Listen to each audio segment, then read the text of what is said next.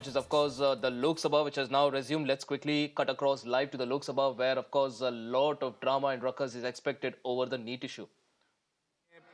बच्चों को नहीं पता सर। जी कमेटी बननी है। आत्महत्या कर रहे हैं, उनको पेपर प्रश्न है कि माननीय मंत्री जी द्वारा प्रस्तुत प्रस्ताव को स्वीकृत किया जाए। जो सदस्य इसके पक्ष में हाँ कहें, जो सदस्य विरोध में ना कहें, मेरे विचार में निर्णय हाँ वालों के पक्ष में हुआ, हाँ वालों के पक्ष में प्रस्ताव स्वीकृत हुआ। Item number 7। Sir, with your kind permission, I rise the move that the members of this House do proceed to elect in the manner required by Sub-Rule 1 of the Rule 309 of the Rules of the Procedure and Conduct of Business in the Lok Sabha, 15 members amongst themselves to serve as members of the Committee on Public Accounts for the term ending on 30th April 2025.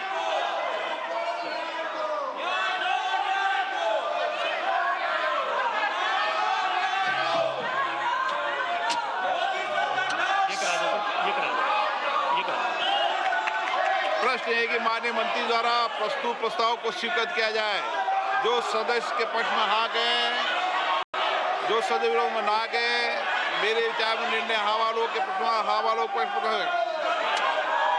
माननीय सदस्यगण, मैं पुनः आपसे आग्रह करता हूं, हर विषय पर, हर मुद्दे पर आप राष्ट्रपति अभिभाषण पर चर्चा कर सकते हैं, संवाद कर सकते हैं और सरकार आपके हर विषय का जवाब देगी। आप नियोजित तरीके से सदन नहीं चलाना चाहते, मुद्दों पर चर्चा नहीं करना चाहते, राष्ट्रपति अभिभाषण पर चर्चा नहीं करना चाहते। मैं पुनः आपसे आग्रह करता हूं, सदन चलाने की जिम्मेदारी हम सबकी है। हमें जनता ने बहुत अपेक्षाएं, आकांक्षाओं के चुनकर भेजा है। सदन के शुरुआत दिनों में नियोजित तरीके से सदन नहीं चलाने देना, ये संसदीय लोकतंत्र के लिए उचित नहीं है। मेरा आपसे आग्रह है, आप राष्ट्रपति अभिभाषण पर इस मुद्दे पर जोर से बोलिए, मैं आपको अलाउ करूंगा।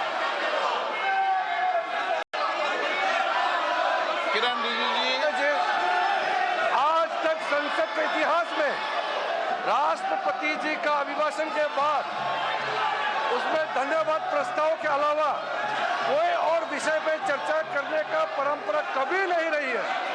ये पहली बार कांग्रेस पार्टी और उनके कुछ दलों ने इस संसद के गरिमा को ताक में रखते हुए आदरणीय राष्ट्रपति का अभिभाषण पे चर्चा करने का जो प्रस्ताव रखना है उसको विरोध करके वेल में आया है। मैं उसको कंडेम करना चाहता हूं। अध्यक्ष महोदय जी, आपने अपने चेयर से भी कहा है कि कोई भी मुद्दा विपक्ष के लोग उठाना चाहे उसको पर्याप्त समय दिया जाएगा और राष्ट्रपति का अभिभाषण के चर्चा के प्रस्ताव के दौरान पूरा अपने बात रख सकते हैं। और हम सर आपके माध्यम से मैं विपक्ष के लोगों को आश्वासन देता हूं कि चर्चा के दौरान कोई भी मुद्दा आएगा हम जवाब के लिए तैयार हैं, पूर्ण रूप से हम जवाब भी देंगे। इसलिए सदन को चलना दिया जाए और चर्चा होना चाहिए। माननीय सदस्यगण, मैं पुनः आपसे आग्रह कर रहा हूं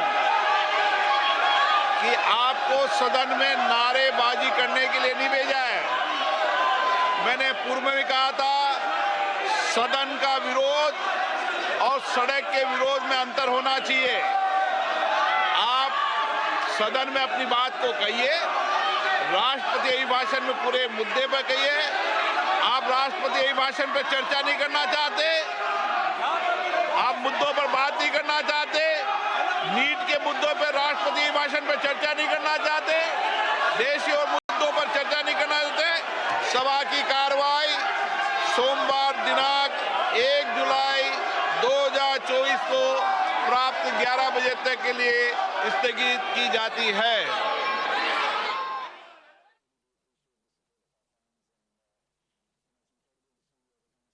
Right, so that was Om Birla, Lok Sabha Speaker there, adjourning the House till Monday. This is, of course, even as the ruckus continues in the Lok Sabha, the opposition clearly there, standing and demanding a discussion on the NEET issue, but the Lok Sabha Speaker clearly pointing out that they need to be focusing on the reply to the presidential address. But meanwhile, Rajya Sabha continues on. Let's listen in. हमारे generation के जो लोग हैं उन्हें याद होगा कि उस जमाने में जब परीक्षा का परिणाम आता था तो सिर्फ डिवीजन पता लगती थी। फर्स्ट डिवीजन एक रोमन में, सेकंड डिवीजन और थर्ड डिवीजन। एक हम लोगों के मोहल्ले में सज्जन थे, वो थर्ड डिवीजन पास हुए, एक लड़का, और एक फर्स्ट डिवीजन पास हुआ। फर्स्ट डिवीजन वाला मेरिट एक्सपेक्ट कर रहा था, तो फर्स्ट डिवीजन वाले के यहाँ खुशी नहीं थी, तो दूसरे ने पूछा, भाई तुम थर्ड डिवीजन पास हुए हो तो तुम्हारे अंदर खुशी क्यों है, इतनी खुशी क्यों है? तो जानते थर्ड डिवीजन वाले ने क्या जवाब दिया? साहब ये तो फर्स्ट डिवीजन आए ना, एक, हमारे तो 3 हैं, फर्स्ट डिवीजन विद 2 बॉडीगार्ड। तो ये हमारे सहयोगी फर्स्ट डिवीजन विद 2 बॉडीगार्ड्स का जो उल्लास मना रहे हैं, उनके लिए मैं बताना चाहता हूं कि वस्तु स्थिति यह है कि 3 साल मिलाकर 42, 44, 52 और 99 मिलाकर इनके उतने नहीं है जितने अकेले भारतीय जनता पार्टी के 240। मैं ये भी याद दिलाना चाहता हूं, 1984 के बाद से आज तक 40 साल में कभी कांग्रेस को 240 सीटें नहीं मिली। पीवी नरसिम्हा राव जी के समय में 232 मिली थी, बाद में उनकी कुछ सीटें बढ़ी थी। यानी जो 40 साल में मुकाम नहीं हासिल हो पाया, उसके बावजूद उन लोगों की जिस प्रकार की उच्छृंखलता दिखाई पड़ती है, उसके लिए मैं कहना चाहता हूं, इन्होंने कितनी कोशिश कर ली, मगर प्रधानमंत्री जी तीसरी बार स्पष्ट बहुमत के साथ प्रधानमंत्री बनने में सफल हुए। तो इन लोगों के लिए एक बात कहना चाहूंगा मैं, एक लाइन प्रधानमंत्री जी की तरफ से, कि दरिया का सारा नशा उतरता चला गया, वो मुझे डुबाता रहा और मैं उभरता चला गया। दरिया का सारा नशा उतरता चला गया, वो मुझे डुबाता रहा और मैं उभरता चला गया। और ये 44, 52, 99, अरे मंजिल समझ के बैठ गए जिस पे चंद लोग, मैं ऐसे कितने ही रास्तों से गुजरता चला गया।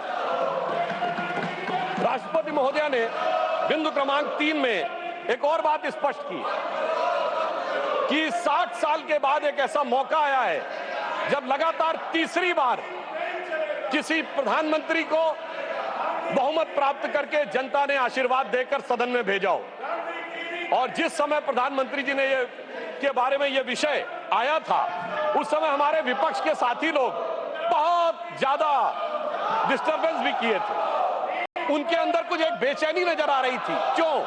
क्योंकि मोदी जी ने लगातार 3 बार स्पष्ट बहुमत प्राप्त करके वो कार्य किया है जो पंडित जवाहरलाल नेहरू जी के रिकॉर्ड की बराबरी कर ली।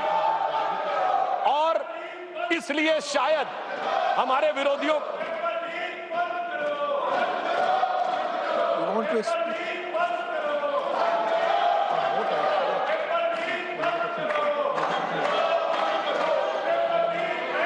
माननीय सुधांशु जी, माननीय HD देवगौड़ा जी एक्स प्राइम मिनिस्टर कुछ बोलना चाहते हैं, अगर आप समय उन्हें बीच में दे सकते हैं। जी जी honourable HD Deve Gowda.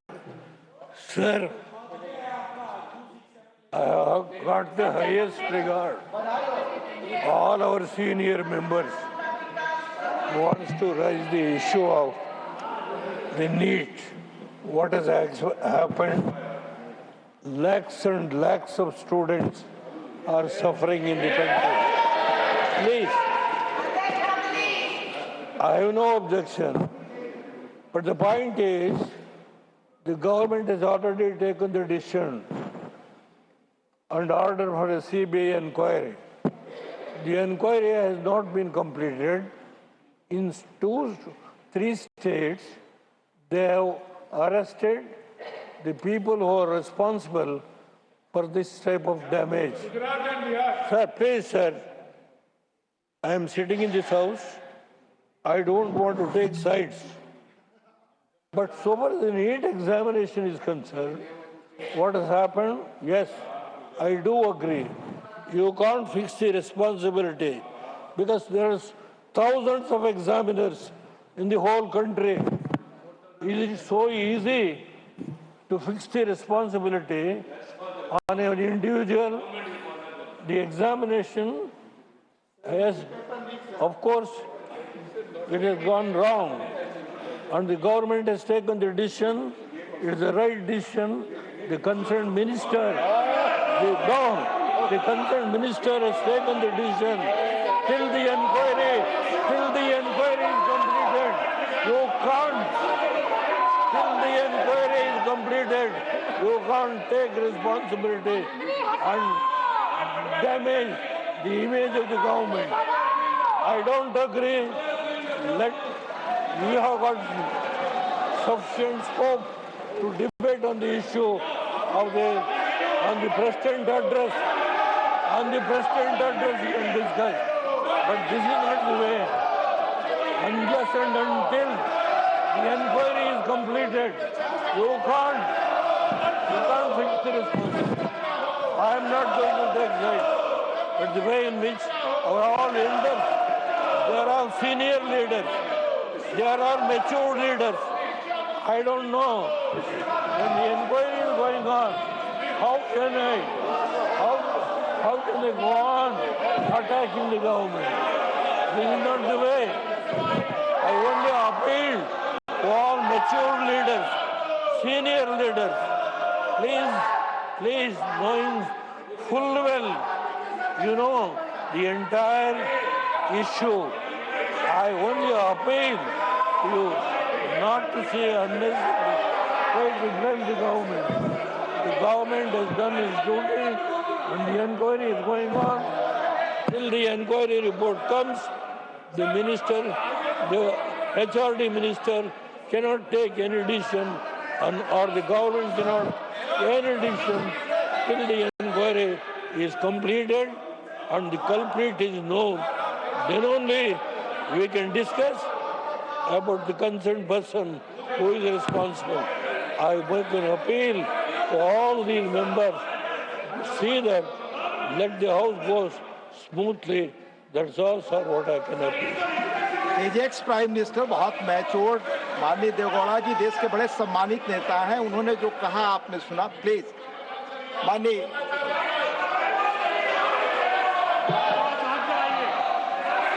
Sudhanshu ji, please continue your speech.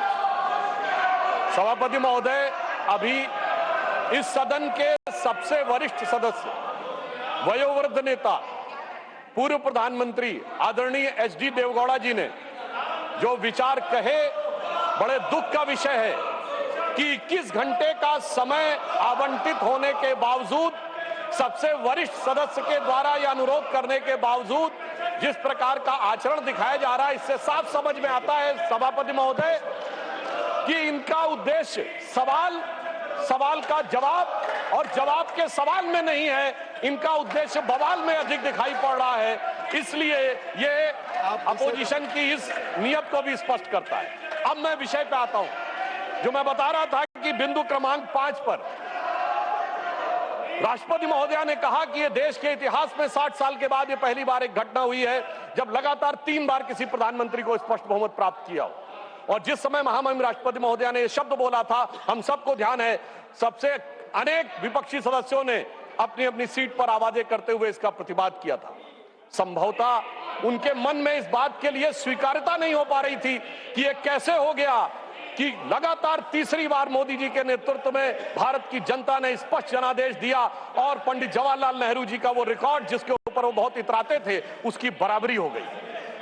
मगर हमारे बहुत से विपक्षी सदस्य कहते हैं कि साहब नेहरू जी की बराबरी तो मोदी जी से नहीं हो सकती। तो सभापति महोदय, मैं आपके माध्यम से कहना चाहता हूं कि तीसरी बार मोदी जी चुन के आए हैं और ये मैं भी मानता हूं कि नेहरू जी और मोदी जी में बराबरी नहीं हो सकती, इसलिए तीसरी बार आने पे मैं सिर्फ 3 बिंदु दूंगा जिस पर हम मानते हैं कि नेहरू जी और मोदी जी की बराबरी नहीं हो सकती। नंबर 1, जब मोदी जी इस देश के प्रधानमंत्री के कैंडिडेट चुने जाने थे, सभापति महोदय, मुझे आज तक याद है 13 सितंबर 2013 शाम 6 बजे भाजपा की पार्लियामेंट्री बोर्ड की बैठक होनी थी और मोदी जी स्वयं उसके मेंबर थे, मगर उन्होंने कहा मैं उस बैठक में नहीं आऊंगा जिसमें मेरे बारे में विचार हो रहा हो। यह होता है नैतिकता के आधार के ऊपर निर्णय। और उस समय राजनाथ सिंह जी पार्टी के अध्यक्ष थे, तो मुझे यह दायित्व दिया गया था कि मैं मोदी जी को रिसीव करके अध्यक्ष के कमरे में बैठा लूं और जब बैठक समाप्त हो जाए तो सब एक साथ जाएंगे प्रेस कॉन्फ्रेंस में घोषित करने के लिए। और महोदय, पूरा पार्लियामेंट्री बोर्ड एक मत था, सारे कार्यकर्ता एक मत थे और पूरा देश एक मत था, और तब प्रधानमंत्री के कैंडिडेट मोदी जी घोषित हुए।